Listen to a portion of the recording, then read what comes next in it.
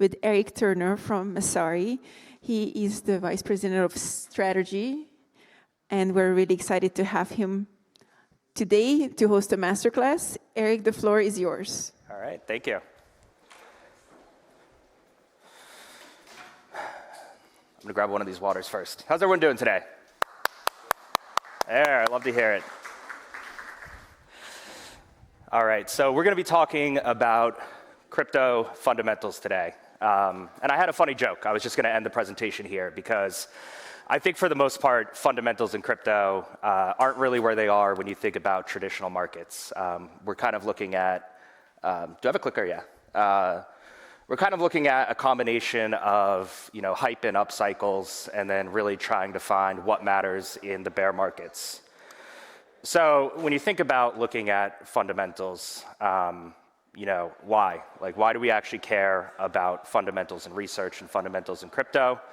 Well, going through this process helps you understand new opportunities, but also helps you identify any issues in something that you might be looking at from an investment perspective. So you can find what you might want to invest in, but it also helps on the risk management side. Also, I think when people look at investing, their overall goal is to maximize ROI. So looking at fundamentals helps us there. And by the way, as I'm going through this presentation, this is supposed to be a masterclass, so if anybody has a question, raise your hand. I don't want to just save it all for the end. We have 45 minutes, and you're going to see a lot of slides. You're going to see a lot of charts. And I hope that inspires some questions, so feel free to just interrupt, and we can go through them as they come up. So when you look at fundamental analysis in traditional markets, it's traditionally a top-down approach. So people will start with an economic analysis, where are there opportunities for certain companies, certain geographies, certain segments, certain industries. Once you identify the economic analysis, you'll dig into the next step, which is the industry analysis. So I see this larger opportunity. This is the industry that's going to benefit most from it. And then out of there, you'll pick the companies that you find most interesting. Crypto is somewhat similar. We don't really look at things from a company perspective. And I think industry is also a little bit different. We tend to have sectors, and we'll go through some examples of what those sectors are in crypto. And the project analysis. Now, I think this is probably one of the most important things to identify when going through the research process for crypto. So a lot of people look at things purely from a token perspective, right? If you're looking at, I think this is an interesting token because it's gone up 40%, or you see something like meme coins like Pepe, I think this is interesting. There's no reason I really care about this other than the fact that it's 10x, it's gonna 100x, that's why I want to invest. That's all fine. But the title of this presentation is Crypto Fundamentals in a Bear Market. So we're gonna look at what's actually going to matter throughout this cycle and into the next bull market. So really looking for those longer term fundamentals, those longer term opportunities. And in doing that, you want to look at a project. A project may have a token, but a project's more than just a token. And you want to understand the sustainability of the team that is going to be developing this token, the ecosystem around this token, and all of, again, the fundamentals that matter in this market. And we'll get into those in a second. So starting from the top down, I'm not going to spend a lot of time on the economic analysis. I feel like none of you would be here if you didn't think that there was some economic opportunity in crypto. But just giving you an example here, looking at the overall economic opportunity, I believe the Federal Reserve is printing too much money. I believe Bitcoin will be the beneficiary of that. And if you look at this chart, kind of in an inverse relationship there. You see Bitcoin going from below $1 all the way up to about 28,000 recently. So that has been a true analysis and a true trend. Sector analysis. So there are a lot of different ways to approach this. I took a sample screen that I usually run when I'm looking for interesting sectors within the industry. So I think in crypto, you can get a lot from the qualitative side. You can see what people are discussing. You can see what's trending on Twitter. You can kind of see in the middle of that on the quantitative side as well, which companies are raising the most money, where you see those trends. I like to run this screen because at the end of the day, even in a bear market in this industry, momentum does matter. These are highly liquid 24/7 markets. So when you look at what might be interesting to build into an analysis around a project, the way that I screen for that is I'll take a certain market cap segment. So I ran this screen looking at anything over 500 million.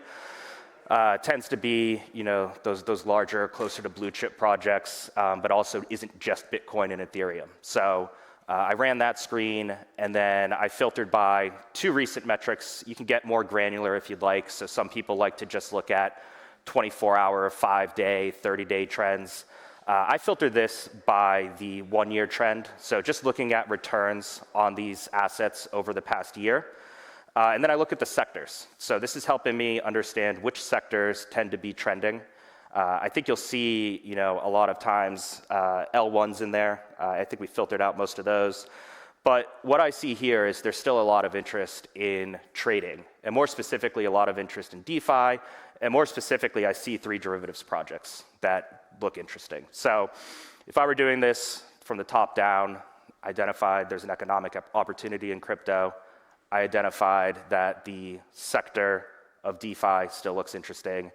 And I could start to drill into some of these projects. So we have Injective Protocol, and we have Rocket Pool and Lido. So, something that is a combination between staking, derivatives, and DeFi. That seems to be the sweet spot of where there's still a lot of interest. And when we get to the project fundamentals, and this is what I really think matters, it's not purely looking at the financials, it's not purely looking at the returns, though that's a great way to get us there. We want to conduct what would be really more like traditional due diligence on these projects to understand, again, some of those things I mentioned earlier. Is this project going to be sustainable? Is this team going to be able to build? So there are 2 sides to this when we typically look at diligence and analysis. On the qualitative side, it's the project and the team background. It's the tokenomics, so it's how the token actually functions within that project. And it's the technology of that project. On the quantitative side, when you get into that, some of the things you can look at are the revenue and fee mechanisms, the staking dynamics, and other types of financial analysis. So this is probably the best place to start, and definitely the most important is just the project background. So this is an example of a report that Masari writes, which is a full diligence report on crypto projects. And I'll walk through some of the questions and the prompts that we use. These, as we go through all of these were constructed by actually speaking to a lot of investors, by speaking to a lot of compliance teams, by really understanding what they look at when they are validating a project for listing, for investment, when they're going to suggest it to an investment committee. So looking at the project background, I think the easiest thing to start with is obviously what is the function or the purpose of the project or the asset. So why is it being built in the first place? The background of the project. So how was it started? What the actual, entity is that's launching this project. So this also touches a little bit on the technical side around decentralization, but when you think about, is this project being launched by a centralized entity? Is there a foundation that's building this, or is this just being built and kind of pushed out into the world? How is the project funded? So this is a good starting point, and it gets into a lot of the other fundamental questions that we're going to answer in some of the tokenomics and some of the technology sections again, but understanding how the project was funded. So there are 2 separate parts to this. There's the first part where you want to understand who are the backers of this project. Does it have investors that invested money into it? Did they invest money directly into building this project, or a foundation that's going to support building this project? And then you also want to understand, when you look at funding, obviously this gets into sustainability, how much was actually raised? Is there going to be enough to develop this project, launch the token, launch the mainnet, do everything that has been promised on the roadmap? And the 5th point, and I don't have this up here, but it's also something that we look at, is on 2 parts just around, live projects today. So there's one part obviously looking at hacks, attacks, and vulnerabilities, But then on the other side, we look a lot at any of the potential legal and regulatory issues as well. So we're going to get to a little bit of that in the team section. Some of that touches the team, but I think in today's world, one of the most important things to understand is just where is this project operating, where is it being offered, where is this token trading, and are there any legal and regulatory issues that might come about during that time. Team. I have every presentation I can, I have to put this up here because I just think this is a great representation of crypto where the developer and everybody is the same person. Team matters though. Team matters a lot. And I think one of the things that we saw happen over the past few years is there were incredibly successful projects with anonymous developers. And I think that's great. I think having somebody that might be anonymous for various reasons building a project, that's all well and good. But it also creates an entirely new surface area of issues where you don't know who's actually building this. You don't know who's receiving these funds. There is no public information on them. So when we look at the team and when we do see where there's an anonymous team building this, we also look for other proof points, right? Some of those could be social proof points. Do they have a track record of writing interesting research on this topic? Do they have a GitHub where you can go through and actually understand their contributions to this project or other projects? When we are able to look at the team members, you do get a deeper understanding of who they are. And again, you can understand, do they have that relevant experience? But also, one of the things that we've noticed is important is when you can identify those team members, understanding just their background. Have they launched a project before that failed? Was it a high-risk project? Do they have, and we see this happen, any sort of adverse media out there, any sort of criminal or civil litigation pending against them. So team is definitely one of the most important parts of the diligence process, and it really goes into, again, are they going to be able to build what they've promised to build? And then we get into the tokenomics. Now it's all the fun stuff. So there are a lot of different ways to look at this, and I actually think I'll start with the value accrual. So obviously, if you're investing in a token, you're investing in a project, you want to understand, is this going to be tied to investment performance? So that's really getting into all of the details of the token. How does the token work? How can you actually acquire the token? So I think over the past couple of years, you've seen a shift from acquiring tokens through investment in an ICO or buying it on exchange to the ability to get it through an airdrop or get it through staking or some sort of other mechanism for acquiring the token. Most importantly, I think, or one of the most important ones is there any sort of buyback or burn mechanism? Is there anything that is going to actually change the economics of this token over the long term? So there are two ways that tokens can accrue value for the users in most cases. One of them is users just earn a straight fee from that token. So there is some sort of work being done, and the fees from that work accrue to the token holders. And we've seen that become less prevalent, obviously, because I think that especially in jurisdictions like the US, people look at that like a security. So another way that we see tokens accrue value is buyback and burn mechanisms. So ways that will increase or decrease the supply over time and add value to the token holder that way. Now, what I'll warn you on the tokenomics side of things is you really need to do a lot of diligence on what this token does. So, and look at this from a token's perspective as opposed to the overall project. So I think Uniswap's a great example. This is a swap of Uniswap. These are the revenues generated on Uniswap. None of this goes to the token holders. So always something to look out for. You can have an incredibly successful protocol, incredibly successful project, but at the end of the day, there isn't a direct tie to generating value for those token holders.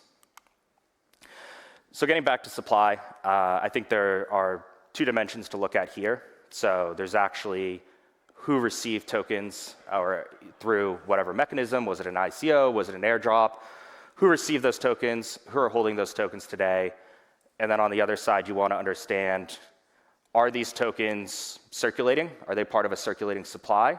Or is there some sort of lockup mechanism? And you want to understand that for two reasons. So understanding something like this, which is a supply curve, lets you understand the dynamics of when new tokens are going to come to market and potentially be available for sale. So you see right around July 22nd on this project specifically, a ton of new tokens came to market. And as those come to market, they create selling pressure, and that can cause the price to go down. Now, understanding who actually holds those tokens gives you a better idea of how that's actually going to play out. If you look at the dynamics, somebody that's a longer-term investor and really, more of like a VC, you'll see less selling pressure when these tokens come to market and when they start to vest.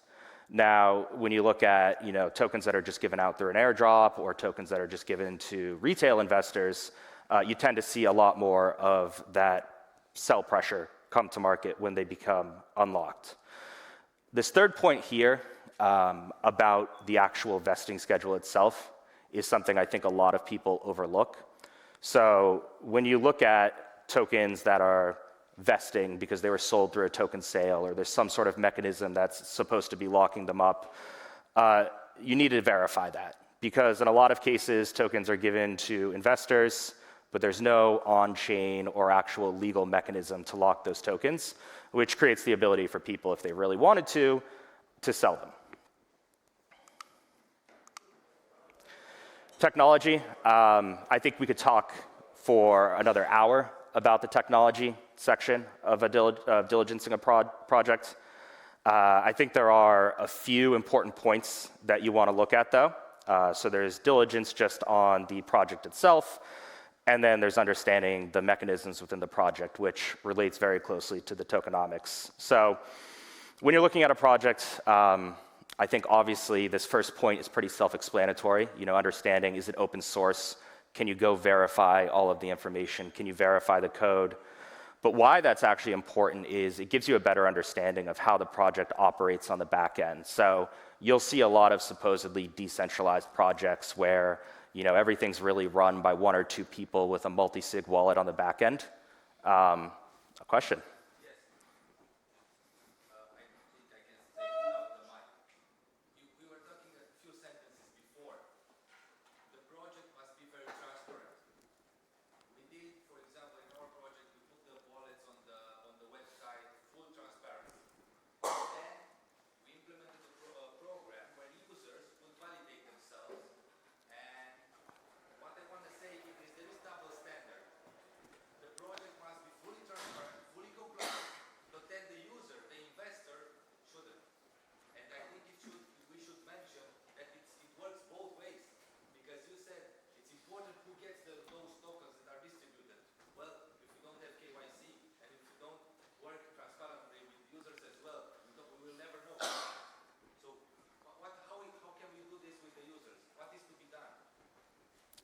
I think that's a good point. I think it's a good point in terms of investors. And I think this is actually something, not to get off on a tangent or anything like that, but it is related to understanding the fundamentals of a project, right? You do want to understand the people that are large holders, so large wallets. You'll want to understand the investors in the project.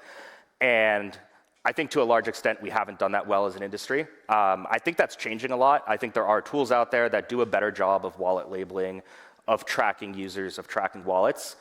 One of the things we do look at is wallet concentration, because I think that matters in two ways. To your point, it's not just understanding who the investors are because you're worried that somebody might sell a bunch of tokens, but as we build more decentralized governance mechanisms, you want to understand who's going to have control of that vote. You look at some of these DAOs, and if somebody controls 50 to 60% of the tokens, even less because there's such low voter turnout in these DAOs, they essentially control the governance. And you saw that recently happen with Tornado Cash, where somebody just took over governance through a proposal, and then you essentially own that protocol, to a large extent. So I do agree with you that for large investors and large wallet holders, we need to do a better job of verifying them. One more and I will finish.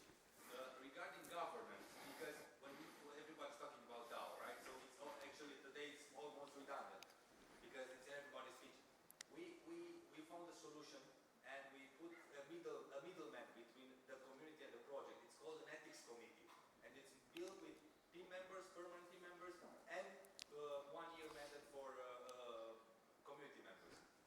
Did you ever see that before? Do you think it's a good idea?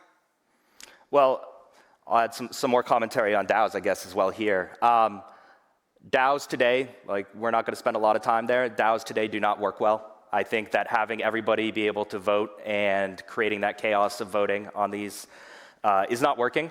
So I do think we're starting to see more DAOs build specific committees to get things done, right? So you'll have some sort of committee that is elected by the DAO that has a little bit more flexibility on what they can do, as opposed to putting everything up to a vote and having everybody try to vote on it, you know, even approving like a small minor salary or something like that. So yes, I do think DAOs are heading in that direction, and I think that's the right way to go. Getting back to, you know, yes, thank you for the questions, by the way. I mean, that's what we're here for, right? Getting back to the technology side of things, you know, audits, of course, important. Don't need to spend a lot of time there because we've seen projects, even projects with audits, have a lot of issues. So I think that having a professional auditor is kind of table stakes for any project that you're looking at investing in. And then the third point gets back to what we were kind of talking about in terms of who controls the protocol. So you want to have a project where you can go in, you can verify the code, you can understand that it's open source. You also want to understand all of the contracts related to this project and what actually controls the token mechanisms on this project. And the reason is because a lot of times there are ways that a centralized team can control these protocols. So yes, maybe it's just through a multi-sig, but there are contracts that can kind of supersede anything that you see on the front end of the protocol, which is important to understand, because at the end of the day, you know, you are then relying on a single centralized party, the team or whoever it is, to make changes to the protocol, which isn't generally what you want to see, is what I'd say. And then looking at the, you know, the protocol itself, the mechanics, just understanding, you know, how the tokenomics work, understanding if this is a fork of a protocol or if it's something new. So I think we've seen a lot of protocol forks, and I think we've seen that most of those are not sustainable. Generally, you know, new primitives, new protocols, and we're doing this from the positioning of what matters now in this market. You know, that's where you're going to see the most upside going forward. I think all of the forks that we saw, those were great, you know, when DeFi was hot and popular and everybody was just rolling around a hot ball of money. But I think that, you know, when we're looking at true fundamentals, you know, you are looking for something new, you are looking for something unique, and you're looking for something that's going to be built for the long term. So getting into some of the tokenomics and the token-specific details, now we're talking again about the fundamental stuff. Looking at the revenue and the fee mechanisms for tokens. So this gets into, and this is kind of an example of what we were just discussing during the diligence section, is what are the protocol revenues, what are the protocol fundamentals, and then what are the token fundamentals. So what I love about working in this industry, I worked in TradFi for a while before, is just the transparency of being able to see in real time how these protocols are operating. So MakerDAO here is a great example. You can see essentially in real time from the blockchain their revenue, their expenses, profit loss. You can actually start to build out financial statements. And I'll show you an example of what we consider to be a financial or a KPI statement in a second. But this gives you an idea of, you know, where you want to be from an investment perspective. So some people may look at this and say, this doesn't look good. Maker keeps losing money. But the way I look at this is, you know, in an actual strong market, Maker makes a lot of money. So the way I would look at this is going back to the economic and the sector analysis, is this an outlier, or is this just how every protocol looks in this type of market? And if this is kind of how every protocol looks in this type of market, it gives you a good benchmark, you know, looking back to 2020, 2021, 2022, on the actual profit that was being generated by makers. So for me, I think that would be interesting to dig a little bit deeper into. And the unique thing about Maker is token holders actually get fees. So you see here a protocol, which in an up market is a potentially healthy protocol. Maker token holders can generate fees through generating DAI on the protocol. So I think that's an interesting opportunity.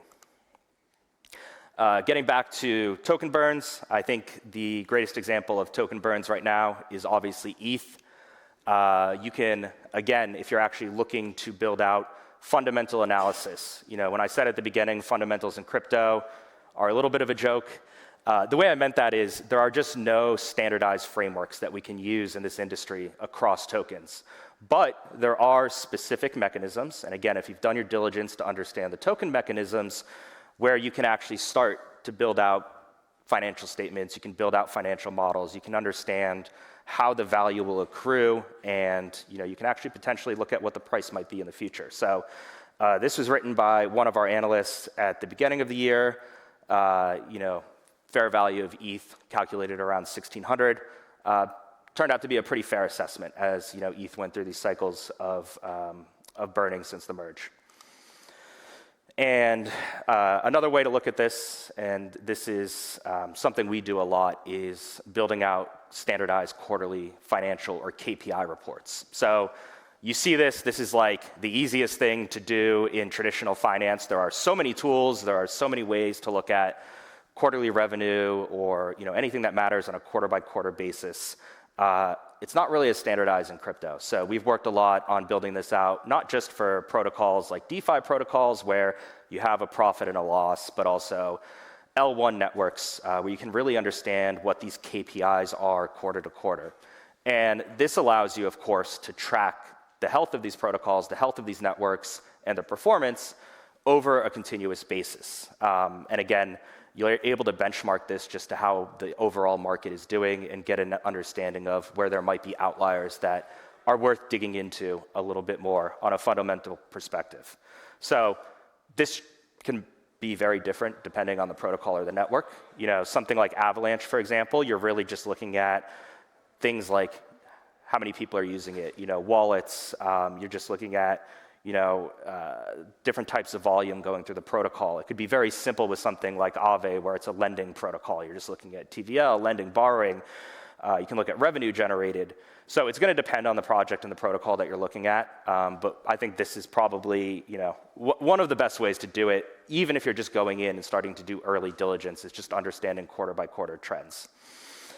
And the last one we were talking about was staking dynamics. I think we covered that previously. This is kind of like that just dead simple metric you can look at if you are participating in a network that has staking.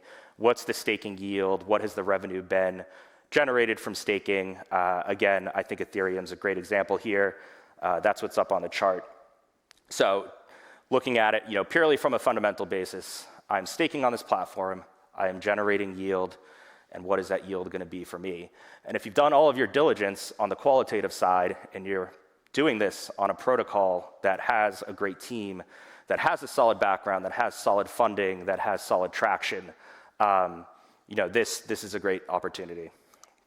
So summarizing all of that, when we look at building a top-down fundamental analysis in crypto, you start understanding the economic opportunity. Look for the sector that might be most interesting to you. Find the projects that stand out within that individual sector. And then you're going to want to conduct, depending on the protocol, in-depth qualitative research on one side to understand the project, and then do some quantitative research on the other side to understand, again, what revenue is being generated, how it's being generated, is it going to the token holders, and how you're going to benefit from that opportunity. And that's it. Q&A time. Thank you. So I was just wondering, if you look at the sector analysis, you kind of like identified a few of these buckets, basically, or categories. What kind of criteria do you use to kind of like create these categories? Like the sector categories? Yeah.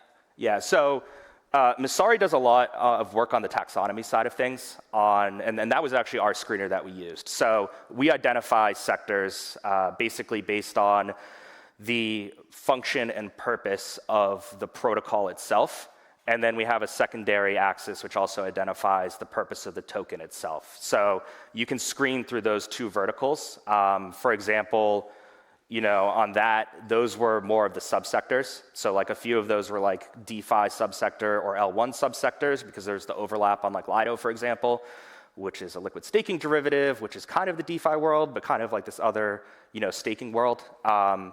So you can go to our website. It's all for free on the methodology side if you want to read through that. But I think defining those sectors when you're doing fundamental analysis is absolutely table stakes. I think the mistake a lot of people make is they look at 3 different tokens that all do 3 different things, and you don't know which one's going to be the best opportunity, right? Because you're not actually understanding what's going to be the longer term trend with that in that industry. And I think liquid staking, that was one that on day one was almost a no-brainer for a lot of people, right? You're looking at the fact that Ethereum was switching to proof of stake, everyone's ETH was going to be locked up, it was no longer a productive asset during that time.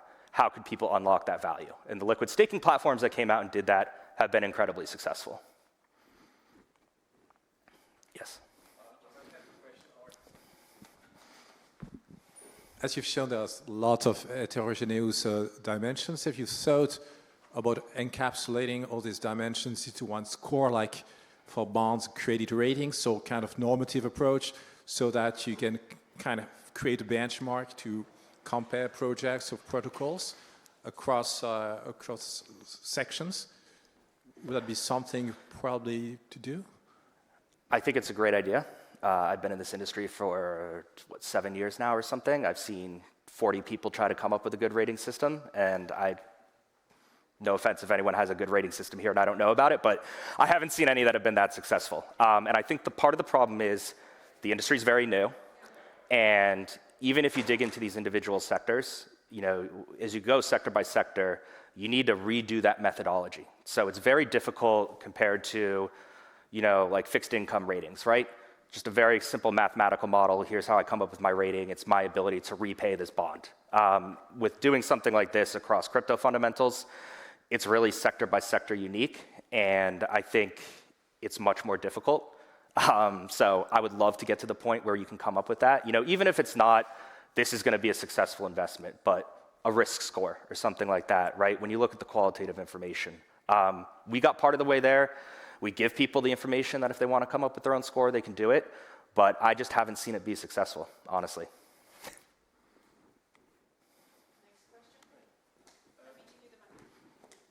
Sure, I can speak quite loud.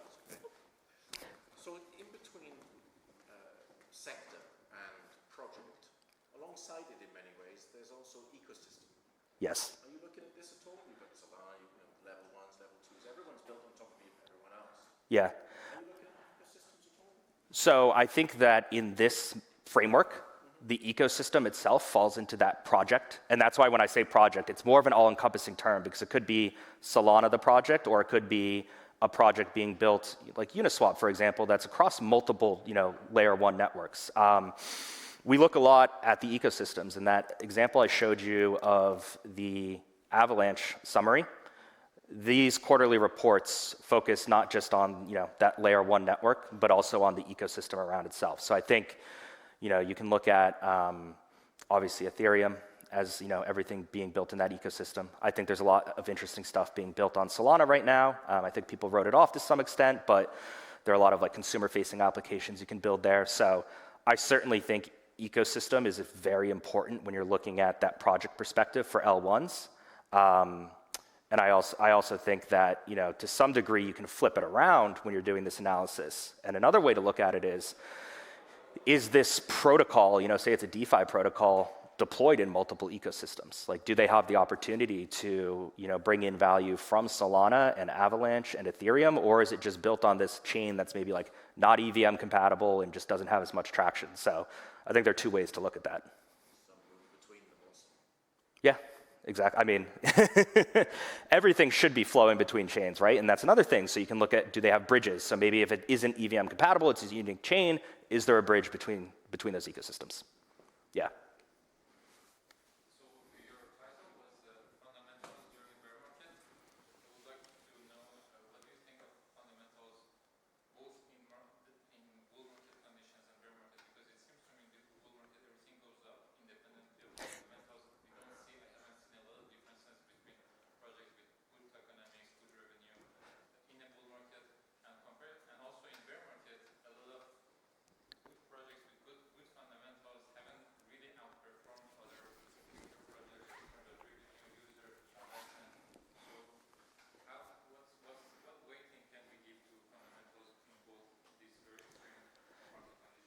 Yeah, I would love for everybody in a bull market to look at all of the things that I mentioned on doing that diligence.